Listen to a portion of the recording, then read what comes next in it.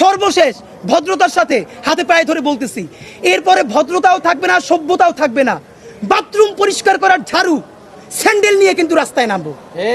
যদি আমাদের জীবনই চলে যায়, শহীদদের পরিবারে যদি আবারও গণহত্যা চালানো হয়, আমার যেই ভাইয়ের একটা চোখ অন্ধ হয়ে গেছে বাকি চোখটাও যদি অন্ধ হয়ে যায়, ইন্টারিম শুদ্ধ কিন্তু বাংলাদেশে রক্তের বন্যা বয়ে যাবে। বললাম আমাদেরকে বলা হয় আমরা ভায়োলেন্ট কথা কেন বলি, কাজ করে ভায়োলেন্ট।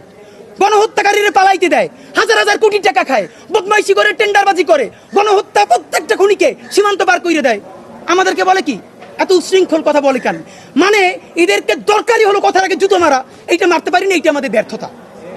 তো দুনিয়ার যেই অসভ্য ভাষায় বললে এদের কানে লাগবে। আপনাদের মাধ্যমে বলি, এইখানে বসে স্বরাষ্ট্র উপদেষ্টাকে বলছিলাম আপনি থানায় থানায় যান, রাতে রাতে যান, অন্তত ওনাকে একটা ধন্যবাদ জানাই। এই কথা বলার পরের দিনই উনি প্রত্যেকটা থানায় রাতে 10-12টা করে থানায় গেছে। আপনাদের মনে আছে কিনা? উনি রাস্তায় গেছে, উনি থানায় গেছে এবং ঠিকই রাহাজানি